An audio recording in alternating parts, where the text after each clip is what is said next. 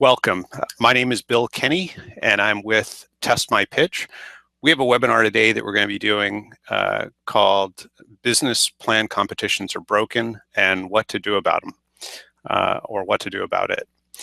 This topic is something that's really near and dear to our heart. We go to many business plan competitions throughout the year. We're involved with many. We work with many organizations that run them, and we really see some serious challenges in the infrastructure, some very fundamental challenges, and we want to share those with you today and also share some possible remedies. So we'd love for this to be an interactive session, and you should see, whether you're coming in through Google Plus or YouTube, you should see an availability of being able to ask questions.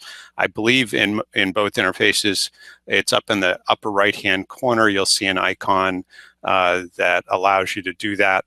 We do have the questions that you submitted, but certainly as we go, please feel free to submit additional questions. You can also do it through the chat feature, and you'll see I just a couple minutes ago put something in the chat so you can see what's there. So either way, I'm going to switch now to slides, so I'm not going to see questions for a little bit until I come out of the slide or screen share mode. But certainly, if you put them in there, we'll definitely get to them. So again, thank you for joining us, and it's wonderful to have you here today. And let's hop into it. So I'm going to go to my screen share here, and it'll just take me a second to get over to that. And you should now see my screen, and I'm going to, so you should now see my screen. And so our topic again is business plan competitions are broken and what to do about it. So here's I guess the visual that I will come back to a few times as we go through this, and that is, as we look at the objective of business plan competitions, is particularly at the university level, could be even at the state economic development level, we really see the organization or the host eyes coming off the ball. In other words, the priorities tend to get out of alignment with the objectives. And so that's really where we're going to spend a fair amount of time today. And obviously, it can be pretty painful when your eye isn't on the ball, at least figuratively. If certainly we don't want anyone to get hit by the ball, but keeping your eye on the ball is really a key. So our agenda is really simple. We're going to talk about the three big challenges that we see: misalignment, lack of engagement, and then limitation or limited educational value. We'll talk about solutions, and then we'll get right to your questions. And again, we really very much would love to hear additional questions if you have any, and certainly feel free to submit as we go. So just to give you a sense of the number of questions we got, we have quite a few. Again, happy to add to this list. And so they kind of break down into three categories: participation, structure, and judging. And so we'll kind of address them in these sort of groupings. So just so you have a little bit about me, I'm the founder of Test My Pitch. We're an online platform that helps could be students, could be entrepreneurs or professionals improve their communication skills. We also have a pitch event judging and feedback system, a scoring system called Score My Pitch. Certainly happy to help or talk with anyone afterwards in more detail. I go to about 150 pitch events per year, so it's kind of a scary number. There tends to be a lot of pizza eaten in that thing, or in going to that many. And I'm also an active community builder. Besides what I'm doing here in Connecticut, where we're based, I also am a part of a national organization called Startup America, or Startup Network Champions, which came out of Startup America Partnerships, which was part of the Obama Jobs Act. The one disclaimer I'd mention in this webinar, and really any of our webinars, is we're certainly more than glad to share anything that we have observed with you and remedies that we see. We haven't seen everything, so I would only suggest that where a lot of what we'll share will be our best thoughts, and please take them with that intention. We have seen quite a bit. We've seen some really good practices, and we've seen some probably less than favorable practices. And really what we're aiming to do is help you elevate your community and your results as quickly and as effectively and efficiently as possible. And so that's our fervent wish. So let's get into this. So the three big challenges, really, really meaty stuff here. So the biggest challenge that we see, I shouldn't say the biggest, but the number one in the challenges is misalignment. So in other words, organizations potentially having unclear objectives or event confusion or outdated methods. And let's kind of hop into that. So unclear objectives, and this can happen in a moment, or it can happen over time. But the idea being that maybe there are many objectives possibly to choose from, and it can get confusing when organizations aren't really clear in which one that they're pursuing. It's almost like if you've ever seen a dog trying to choose between picking up 2 or 3 or 4 balls, and they all have different qualities, which one are we going to have? It's confusing. And so any of us that host events, our leaders and people watch us. Besides the people we're serving, our community watches us. And if we're not crystal clear in terms of what we're trying to accomplish, then it's very hard for the rest of the community, the rest of the ecosystem to get behind us. So we want to be really, really clear with our objectives. There should be no confusion, both internally and externally, in terms of what we're trying to accomplish and for whom.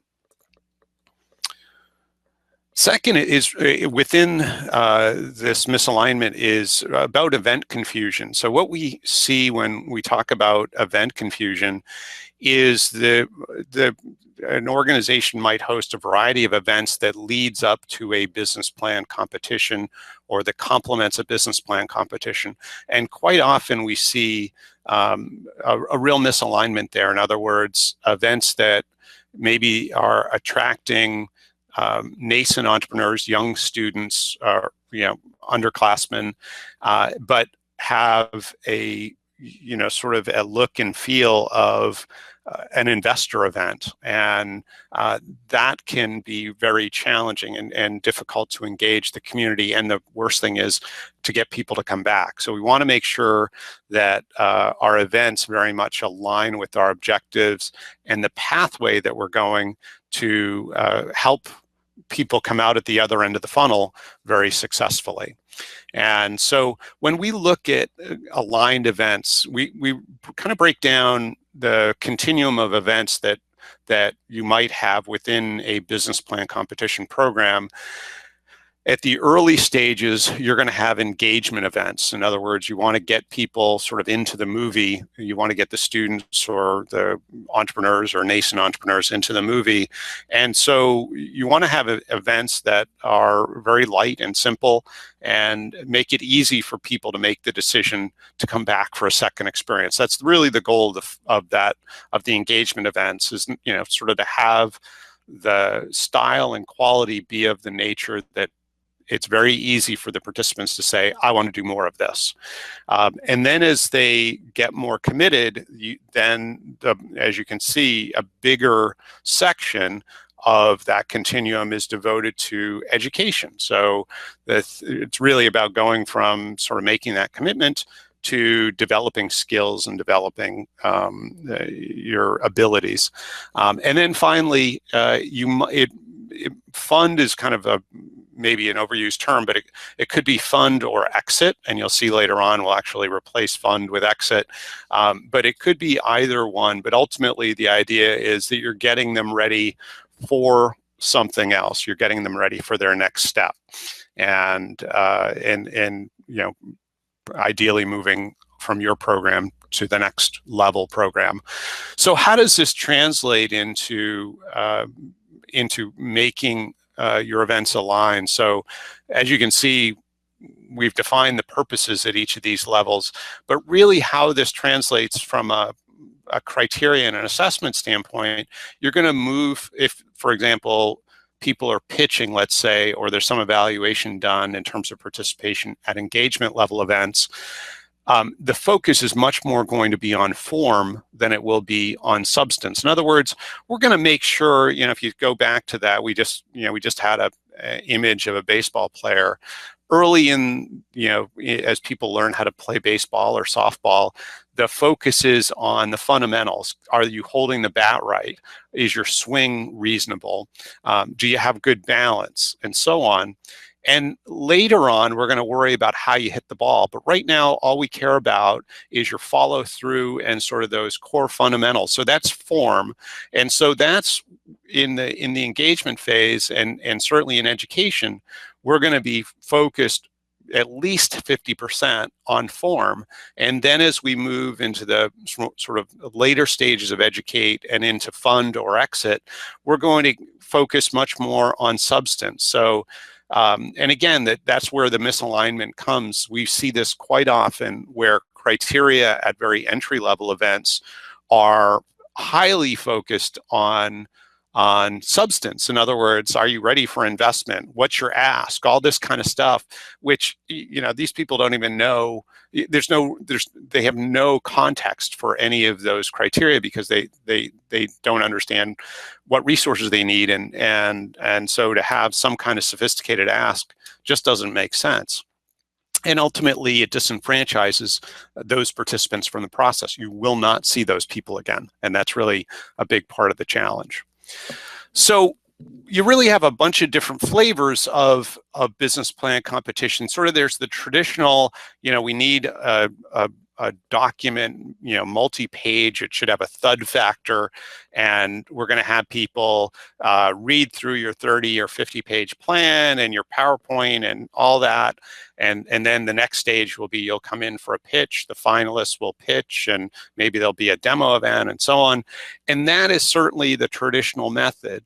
Much of the world, or many, are transitioning to using, as opposed to a business plan as the basis, is really having a business model of the basis of a business plan competition. So maybe even changing the name in some cases to more of a business model competition or a business competition or a startup competition.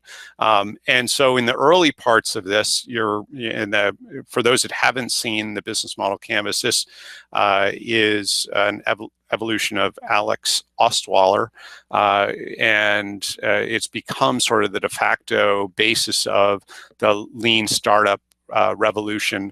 But early in using this tool, you're focused on what's your value proposition and your customer segment. So the middle box and the far right box. And then as you get sort of validation in terms of those hypotheses, then you begin sort of building out the others. But the idea is, as opposed to a 30 or 50-page document being the basis, or even a 10-page business plan that likely has little relevance after the students exit or graduate, or at the end of the business plan competition, using a business model canvas that can be much more dynamic and evolve with them and be much more of a sort of a tool that they can use in the long-term evolution of their business, is where we see more competitions going to. An alternative to that, and actually a really good alternative as well, is the design thinking model. And this came out of Stanford University many years ago, but the idea being that the idea starts with the customer. It's really about learning what challenges your customer has and then aligning solutions with their interest in adoption.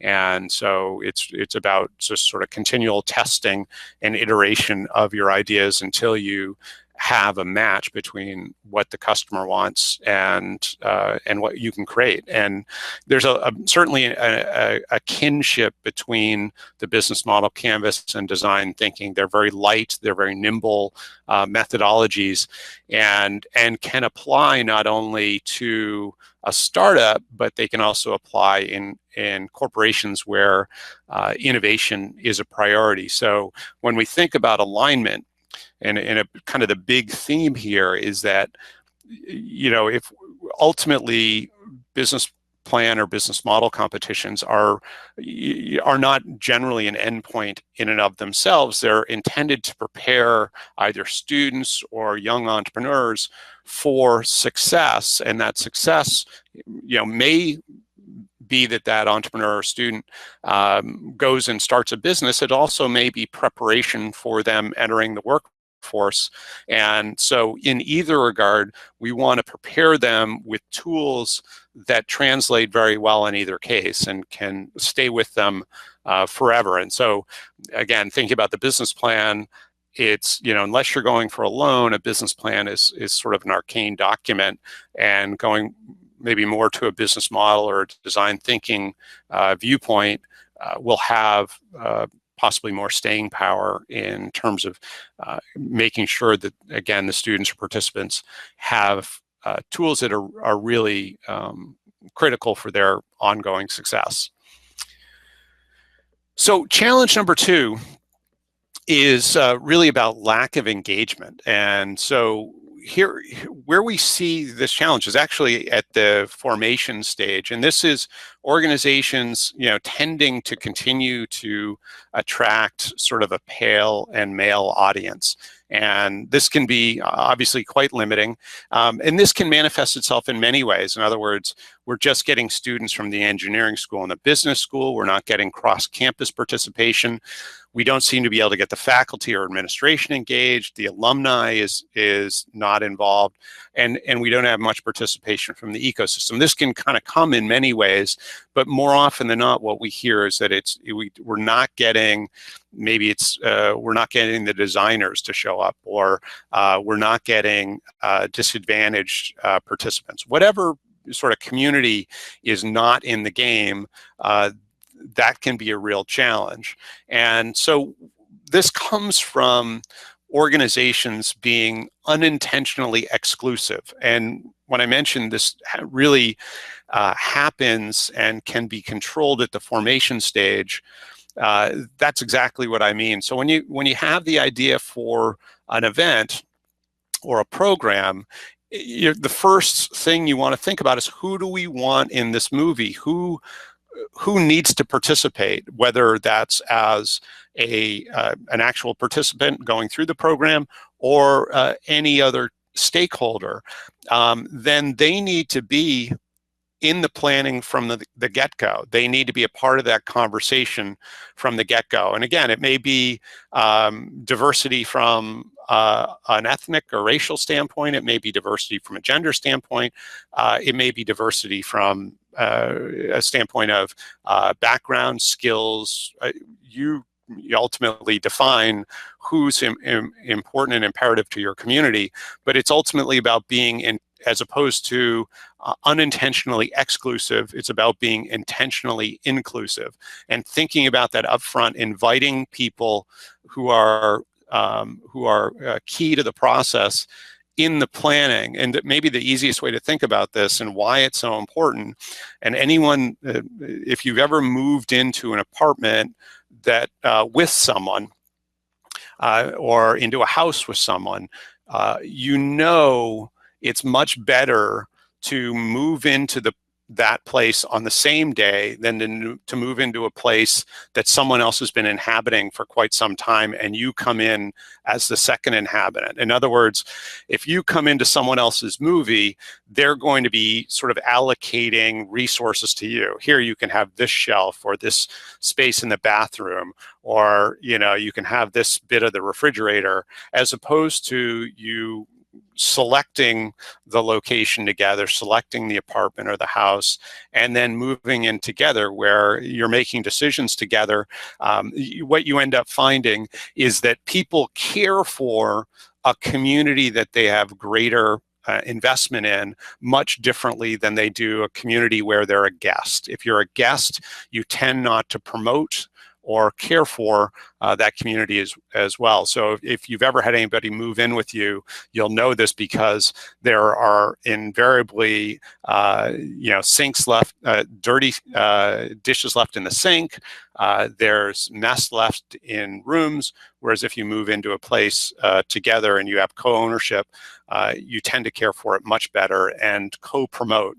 And it's very difficult to get somebody else to really well promote your event. It's actually really easy to get them to promote their event. And the more you give them ownership and equal stake, the better you're going to do there. And besides the fact that you're going to have a much better event because you'll have thought of more variables than you would have on your own. That idea of exclusivity, it's very difficult for one person or one sort of vertical within a community to anticipate all the opportunities. And certainly when you get more diverse people around the table, you'll certainly think of ways to make a bigger splash and to really amplify the results.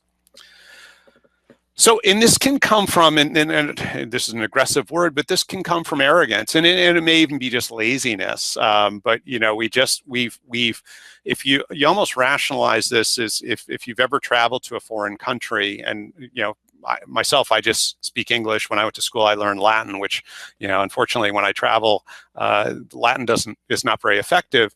But my challenge is when I go to a foreign country that English is not common. The way that I communicate, if I'm maybe in a restaurant, I'm ordering dinner, and the waiter or waitress doesn't necessarily understand what I'm trying to order, my way to solve that is to speak louder. That usually doesn't work very well. So obviously, it's much better if we can speak someone's language, and so that's what we want to see happen. So if we can put aside the ego and make our outreach about learning and about gaining the knowledge of others and gaining their perspective, you'll find that it's much easier to get people enrolled and on board. But again, start at the beginning, put the ego aside, allow people to have ownership and be willing to learn and be a student and be solicitous of their knowledge and their thoughts, their ideas, and other people that they think would be important to include. And again, that just invests them more in the process, and they in fact become a champion through that process.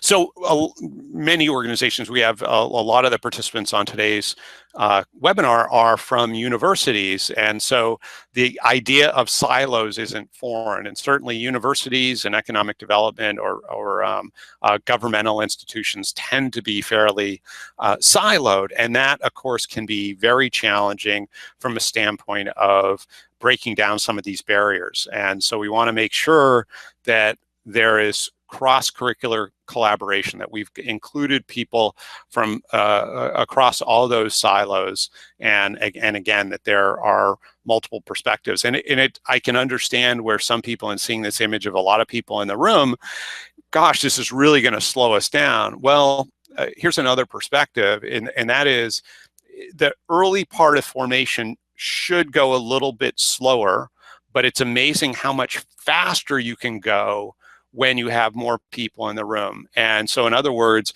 you can very quickly have sub-teams that own certain aspects of the production, of the program, and so on, and they can run with it. And then as the greater group gets back together, those teams are reporting in.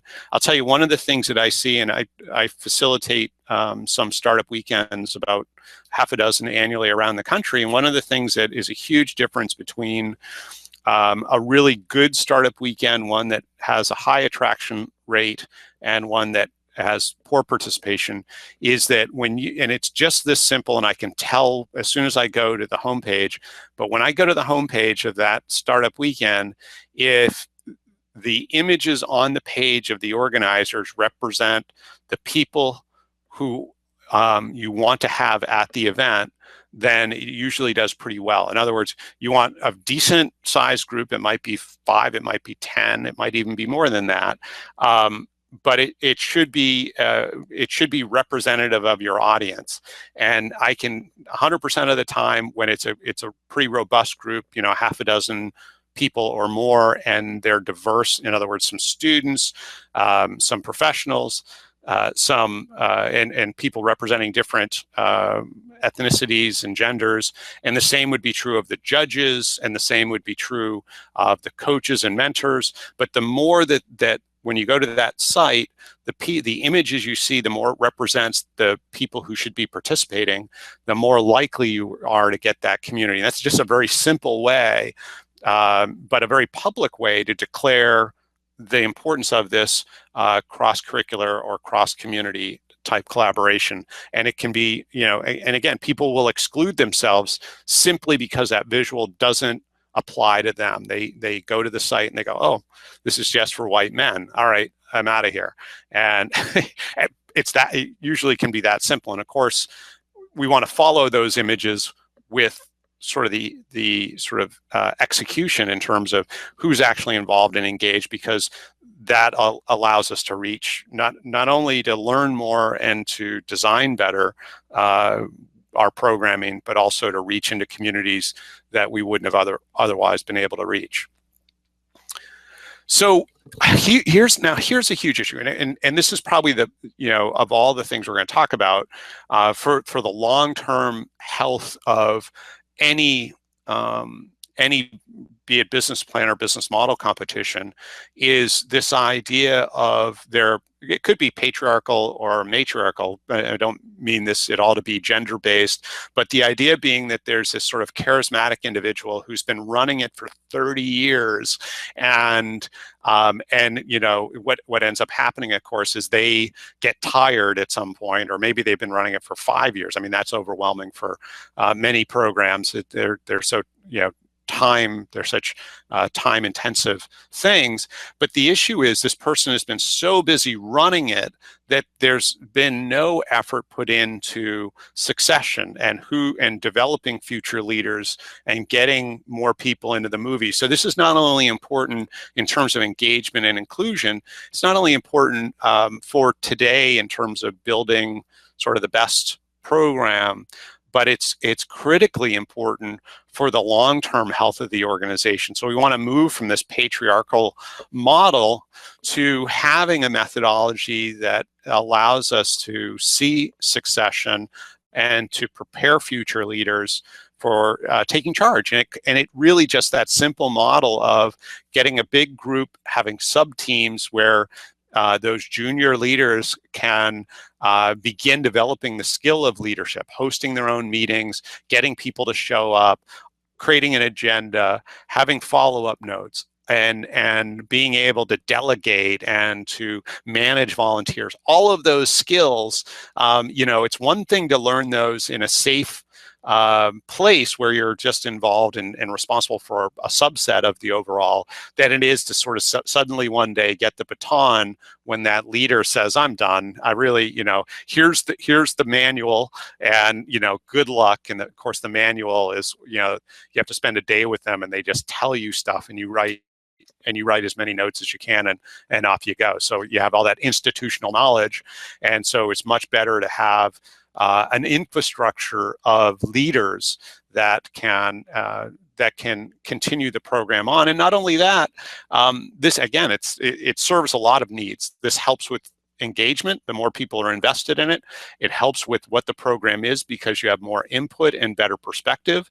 And then, of course, you have much better continuation, because you've got a bullpen of leaders ready to take on more roles. So with this section, really, Harry Truman, I think, says it best. He said, it's amazing how much can be accomplished if no one cares who gets credit. And that can be a huge barrier if we're concerned about getting credit. And I think the best leaders that I've seen in the ecosystem are ones who really allow other people to take credit and to get credit and they don't worry about it. There's more than enough credit, and when other people get credit, it keeps them invested. And even if it's not right, or not exactly right, it doesn't matter. The history figures it all out, and again, what we really want is other people to be engaged and involved and committed, and people getting credit is part of that. That's part of the sort of intangible that keeps people committed to the program. So the third challenge, and this is really, the true north, and I guess our view in terms of, when organizations started business plan competitions, this was their intent. It was to have really good educational value. And right now, we see some limitations in terms of what students are learning, or even that, number one, that they're learning something, and two is that they're learning something that is aligned with what they should be learning, and what will have a strong future value, both for the student or the participant, and ultimately for the ecosystem or economy and so on. And so there are a bunch of parts of this. There's the market, there's feedback, there's creating connections, and this idea of proof of competence, and we'll talk more about that. So today, most business plan competitions or business model competitions are investor-centered. And so we're pretty familiar with this panel of sharks. But the idea here is that, when you actually look at the numbers, only about 1%, in fact, just a little under 1% of businesses ever get investor funding. So that's angel or venture funding. Only about a little less than 1% of businesses ever get that level of funding. So here we have all these competitions, all these events, all these educational programs lining up to drive students and entrepreneurs to sort of aim at investment and to think of that as the holy grail. And that says that 99% of businesses will bootstrap, will self-fund, will get, fund their growth through sales and through customer commitment. And so it's our point of view that if programs are built more customer-centered, and that would serve 99% of the audience really well. And then you could always have a track that goes to the, high growth, high potential type ventures. Again, that'll be a real minority of the ventures that most programs are serving.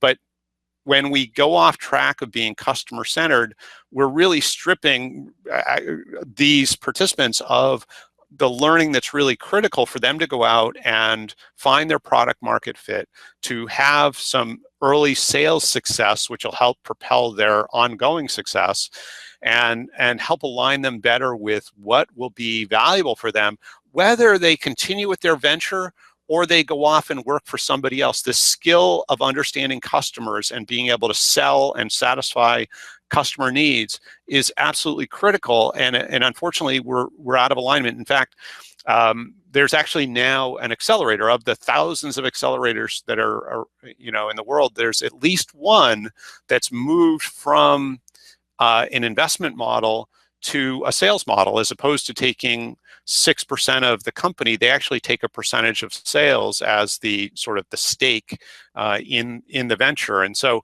we think that that's sort of the beginning. This is a fairly new evolution for this particular accelerator. It's called Beta Spring. It's in Rhode Island. And you may be familiar with one or two others that have done this. That's kind of the one we're familiar with. But we think that's going to be sort of the beginning of a trend. We think that'll prove to be much more successful and much more sustainable and much more aligned. And this is an accelerator. This is at the higher end of the ventures. This is after they've got, the ventures that go into Beta Spring have likely gone through several business plan competitions and all sorts of events to get there. And we're talking about a earlier stage series of events, business plan and business model competitions, which absolutely need to be much more customer-centered and focus on students and young entrepreneurs learning about their customers and how to satisfy needs and develop products and services that align with those needs. Another issue from an educational value standpoint is that feedback is quite often very random. So the example of this is that maybe you're practicing your pitch, and or maybe you're in a mentor session, and there are 2 or 3 mentors, and so you've said whatever you're going to say, and the feedback will come from the 3 different mentors, let's say, and each one of them will give you feedback from their perspective, but not against any specific criteria and not in any necessary order or rationale. And so that randomness of the feedback can be challenging because it's all sort of out of context. And so what we're advocating is that feedback needs to be contextual. It needs to be against specific criteria, and we need to have scoring against that, and then we need to have text or so if you will, quantitative and qualitative feedback. And the qualitative feedback helps us qualify or give context to each of the criteria, and so it helps us understand where we were strong and where we can improve. And this doesn't need to be done every day, but the point is that there should be benchmarking through any type of program where we know where people start, we know where they are, say, at the middle or at week 3, and then we know where they are at the end, and that we can track progress as we go through. And again, it doesn't necessarily need to be every week, but it needs to identify progress and give much better direction. Think of this like the feedback you get when you're driving your car. You get 2 types generally. You have all the quantitative information that's on your dashboard, your fuel gauge, your speed, etc. And then you get the qualitative feedback that you get by looking out the windows. So the rear view mirror, the windshield, the side windows, the rear window, and so on. If we took away one of those sources of feedback, you couldn't operate your car successfully. You need both what's on the dashboard and what's out the windows. And if we blacked out one of them, it would be very difficult for you to operate your car successfully. The same is true when we talk about learning. We need to have contextual feedback in order to accelerate learning as much as possible. Feedback can be very abstract. There's a real kind of interesting thing that happens. This is somewhat unique to business and entrepreneur programs. We see a lot of programs sort of coveting their cohort, whether it's students or entrepreneurs, but where feedback is you only get to see your own feedback. You have no relationship to how others are doing or how you're doing related to others.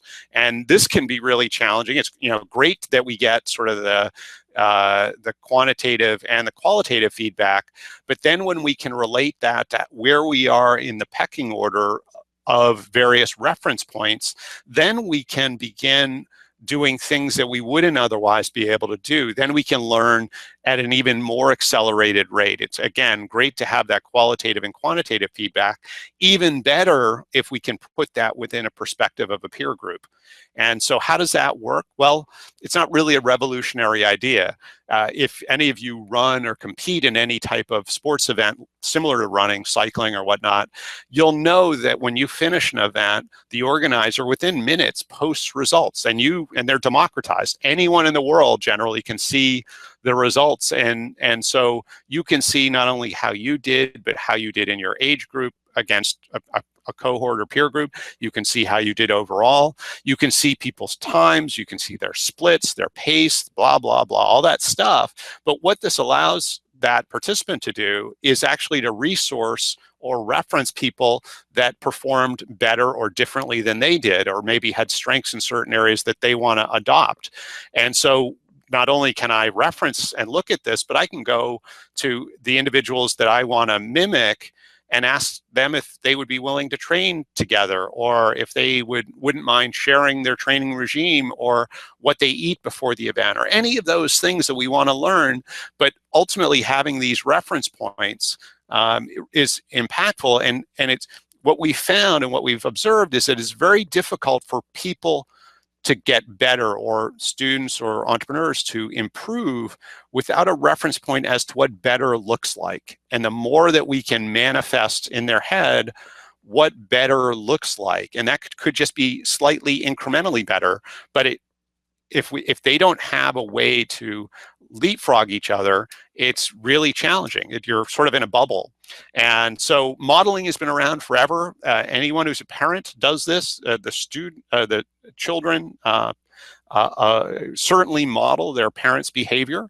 And so being able to be that good role model, being that beacon out in the distance, allows the right type of evolution.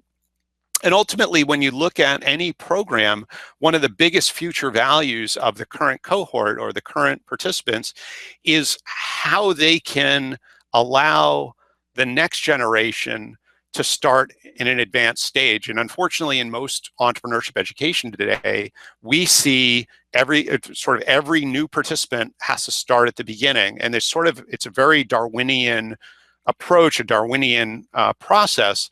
And again, what we're advocating is that new participants should have the benefit of standing on the shoulders of past participants. So if you democratize the results, not just share them within the cohort, but democratize them, just like you would at a running event. The cool thing in, say, for example, running is, if I want to sign up for an event, maybe the Boston Marathon this next year, before I do, and this is a very normal thing that runners do, is they look at what the results of the last several years of marathons at Boston Marathons have been, so that they can see how they need to prepare, how they need to train in order to perform to their expectation or exceed their expectation at that event. We don't do anything like that in entrepreneurship education, and we need to. And so it's really about how do we improve the educational value. And part of this is about how do we not just give good reference points to the current participants, but also leverage those for anyone coming in the future. So connections, we want to make sure that people have really good connections when they go through our program. And so we see this happen quite often at demo days in business plan competitions and the like, where there's sort of a demo component or sort of a networking component. Is more often than not the only person that's prepared to interact with the audience as everybody's walking around is the person who pitched, and everyone else on the team is sort of looking at them while people come up looking for more information, as opposed to, I mean, you know, a team of 6 people, you have 5 people watching one person, and so we're leaving people behind. Those 5 people, those 5 teammates, should be just as good a communicator about their aspect of the venture, about the venture overall, and that's a real challenge. Is that, you know, there's such focus on that pitcher and getting investment and so on, that we're kind of leaving the rest of the team behind from a standpoint of being engaged, being able to talk about the venture, their experience, and so on, and in a really appropriate way. And again, we're endeavoring to prepare them possibly for this venture to go forward. That's a low probability, but more, we're preparing them for what's next, whether they're going to work for someone else or they're going to have another idea that they'll work on.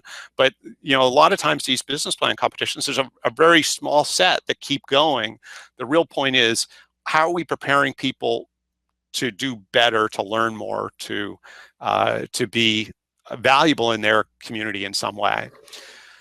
So the sort of big picture here is, when we look at this, and we kind of looked at this information in a different way earlier, we had engage, educate, and exit in a funnel, but ultimately this, or I'm sorry, we had fund, so educate, engage, educate, and fund. Now we're looking at it putting exit at the end. But the idea being is that when we go through this cycle, we want to make sure that everything is aligning with these various levels. And so our the educational value when we're engaging, again, is about form. Are you holding the bat right? Is your swing good? Is your stance appropriate? And then as we get to educate, then we're beginning to weave in some of the substance. I almost think of it like when my mother gave us aspirin when I was a kid, and you may have had the same experience, but it was hard for me to swallow a whole pill. I didn't like the taste. And so she broke up the aspirin and mixed in jelly. I love jelly, and the aspirin went down just fine. It was the same volume and quantity of aspirin. I never noticed it because it was in jelly. And so the more that that the program can be wrapped in a way that's engaging, and then as we get to a more sophisticated level, we're either going on for funding again, that's a real minority, maybe 1% of anyone participating, or we're going on to whatever next stage there is, generally outside of our programs. We're preparing those participants to exit successfully. So again, the idea being here is that some of the participants will go on with their ventures. Others will not. In either case, whatever the result of their participation, it's the beginning of a portfolio for that individual, and ultimately their proof of competence. If their venture is going on, they may be able to brag about how they did it at the business plan competition they participated in. Or if they're not going on, they certainly are going to be able to use the various techniques, the various models and methodologies in whatever they do in the future. That idea that they can innovate, that they can challenge status quo, that they can interact successfully with people, that they can describe an idea that they have.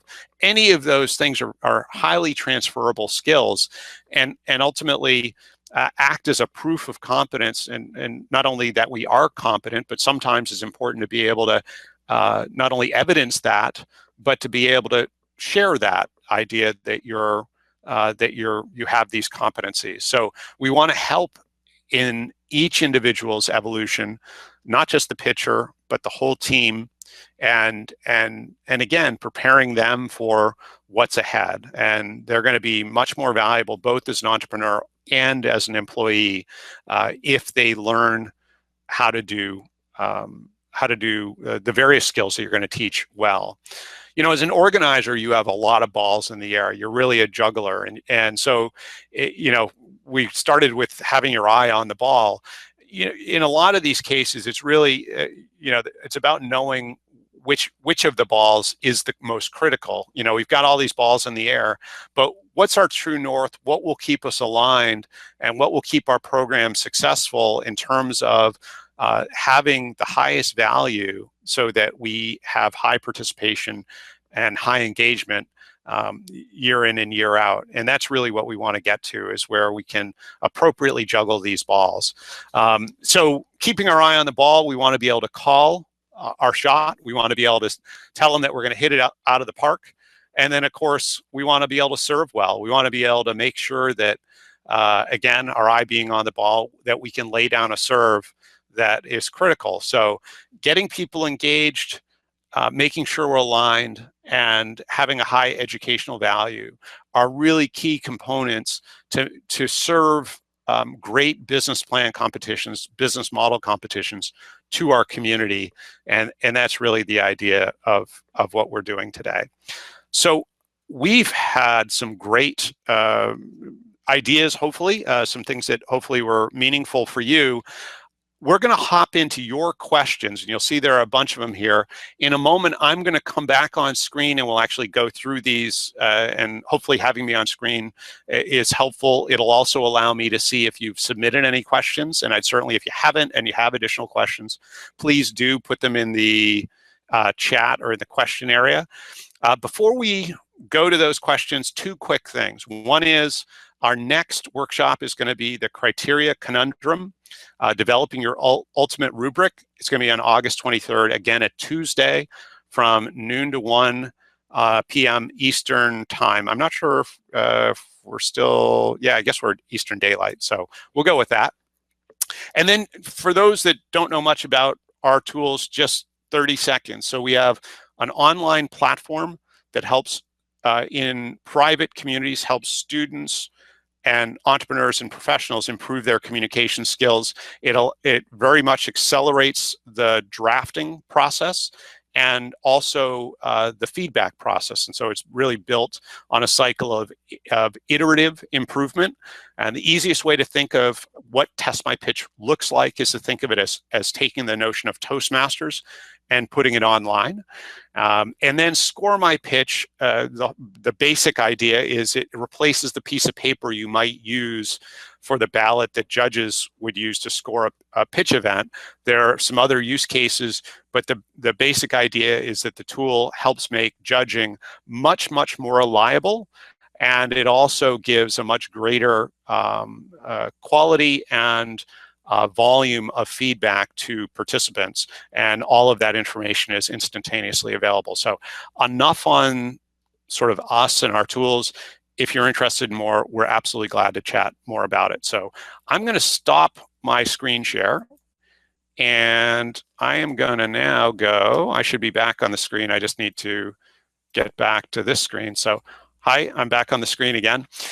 So hopefully that was fun. We do have a good 10 minutes. So what I'm going to do is hop into your questions. So there were 4 questions around participation, and I'm just going to look quickly at so there's no additional questions in the chat right now and no additional questions in the Q&A. So feel free to throw those in. I'll hop into your questions.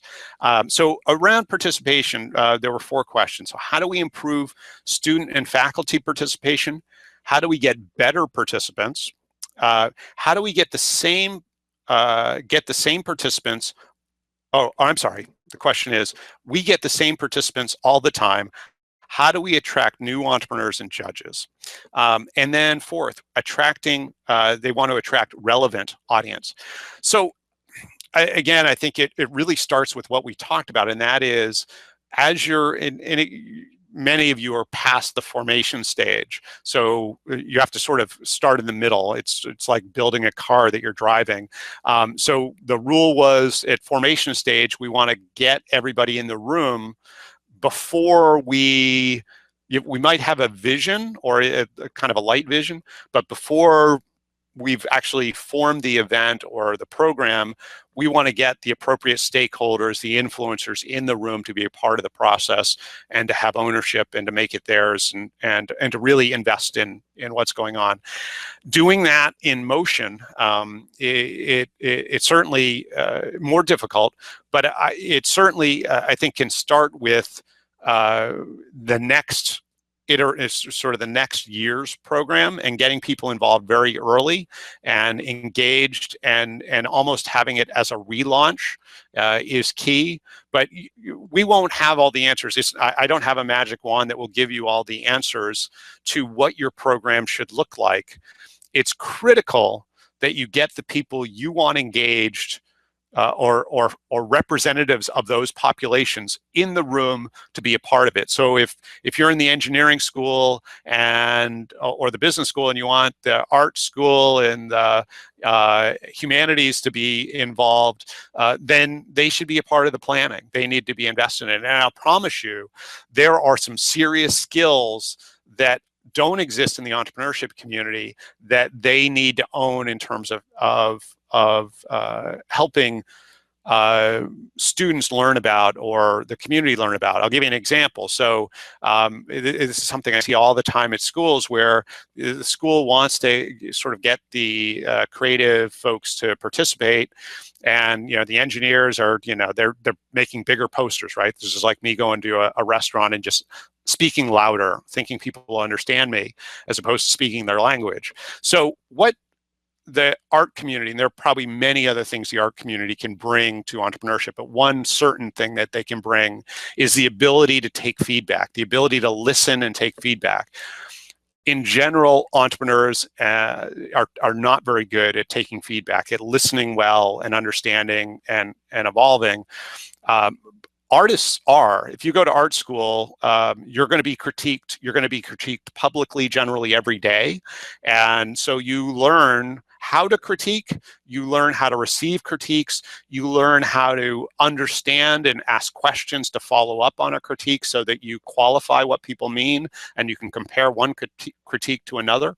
But that skill is absolutely missing in the entrepreneur community, and the art community has it. So if you want to get the art community involved in your programming, have them take on some educational components to help your entrepreneurs learn about how to take feedback, and not challenge feedback, because that's normally what happens, right? People get defensive about their idea, their baby. So let's go to structure. So there are 4 questions around structure. Now that everyone is doing lean method and pitches, how do you get people, students interested in business plan competitions? The next one, I want to learn different formats for competitions to keep them interested year after year. Next, how can we help business plan competition participants actually launch the business successfully, especially with a university setting where many ideas are generated by a team as a classroom project? And then finally, how do you get entrepreneurs to understand their business model is a very important part of the presentation. Yeah, so there are probably 3 areas here. So different models. There are actually some really cool models. One that you may want to look at that, sort of, I think when you look at business plan competitions, there's this idea we need to be cross-curricular and the business plan needs to contain everything.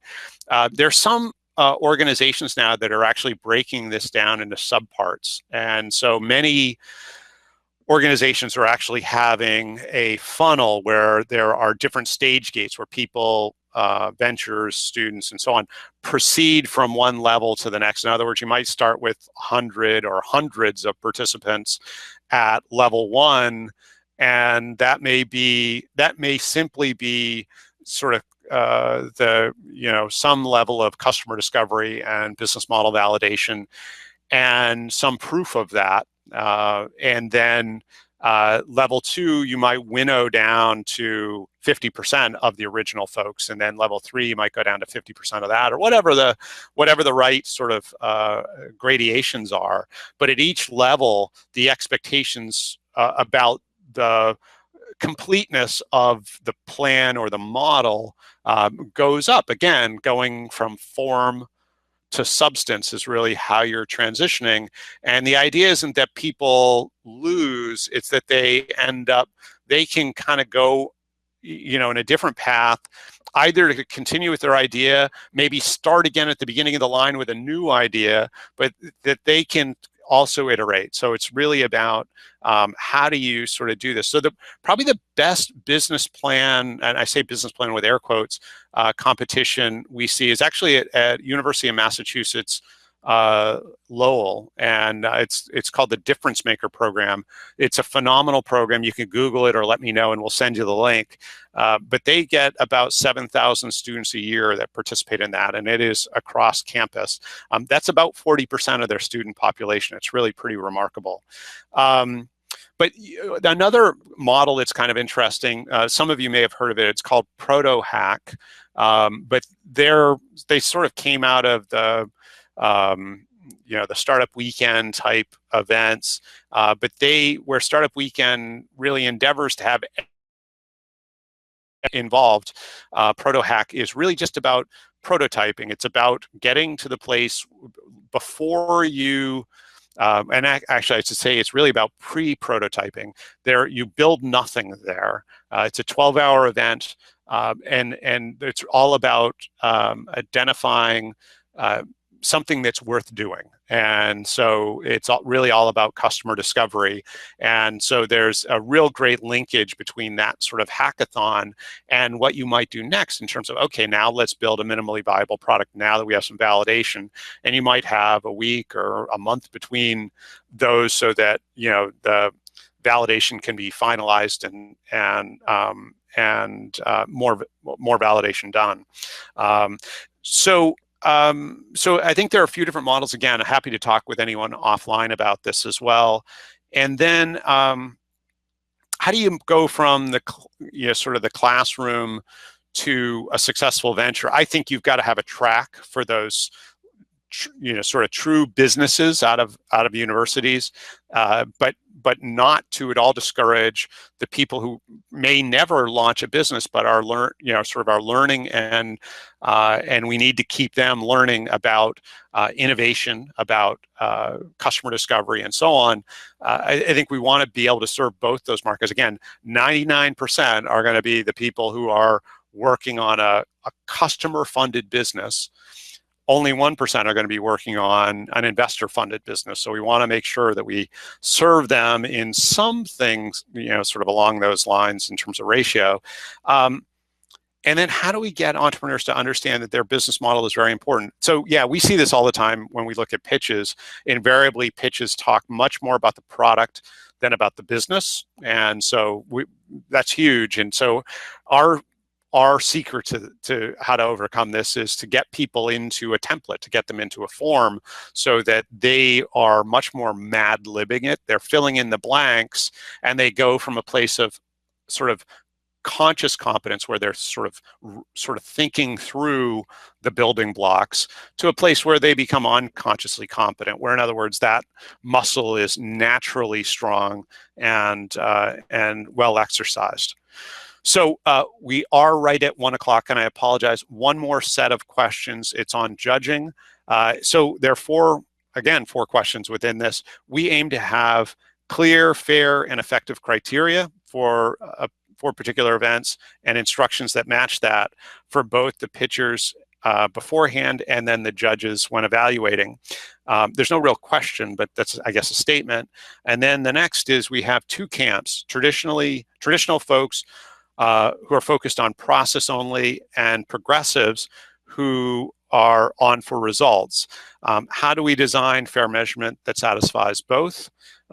So I'm going to take these in sections. So those two, I would actually say, you want to align the criteria with what stage that particular part of the program is at. So where are the students or participants, what stage are they at?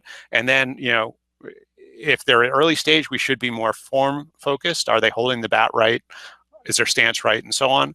And then, of course, if they're later stage, we should be much more focused on substance. So how far they hit the ball is key. And so I think helping give context to all participants, both the participants, judges, community, and so on, in terms of, okay, we're at this stage, these are our criteria, and then the criteria evolve to a more sophisticated level as the community evolves and as the focus evolves as well. Two more. So not enough time or thought put into criteria by judges as a group. Typically, the facilitator gives a sheet to fill out, then the judges begin to argue about what each one is meant in relation to their preconceived notion. You have to have context. Whatever criteria you choose, there needs to be context as a companion to that. So in other words, the judges, the first thing they should hear is, here's the purpose of our event, here are the criteria, and here's the context. Here's how we want you to apply these criteria. The outcome should be this. Really dangerous if not. If you have questions about this, come to our next webinar. It's going to be all about this topic. And then better outcomes. The ideas the ideas fall into similar categories, and there is rarely a clear winner. Participants leave disenchanted. So yeah, having a winner is a good thing. A winner is a reference point. A winner is some venture or team that's been selected as the best. And people knowing where they are in that continuum. We've been to pitch events where 60 people pitch, and the organizer just announces the top 3 and doesn't share where anyone else finished. So anyone else didn't know if they were 4th or 60th or somewhere in between. And so you didn't know if you were close or you were a long way away. The educational value to that is terrible. And so we even went up, and we do this all the time, we went up to the winners at that event and we said, hey, great, you were 1st or 2nd or whatever. Why, can you tell us why you won? And they couldn't tell us. So there was nothing repeatable about what they did, and they couldn't tell us what they could have done better. And so, yeah, we haven't yet seen anyone pitch or do a business model or business plan perfectly. In fact, usually the highest score is about 80% of the of all the criteria of any ballot that we see. That's kind of a normal. So that tells us even the winners could do better. And so that's really key, is that we want to have those reference points to how we could do better, knowing who to model, who's a reference point, and why, sort of knowing why. And again, we're going to learn by getting more feedback. We're going to learn better how to evaluate feedback, what feedback to accept, what feedback to ignore, how to ask better questions about the feedback we get so we better qualify it. But if all we're getting is sort of feedback that's very controlled and in a bubble, we're going to have a much harder time. I mean, in the car, you don't just get, a little bit of information from your windshield and a little bit of information from your gauges.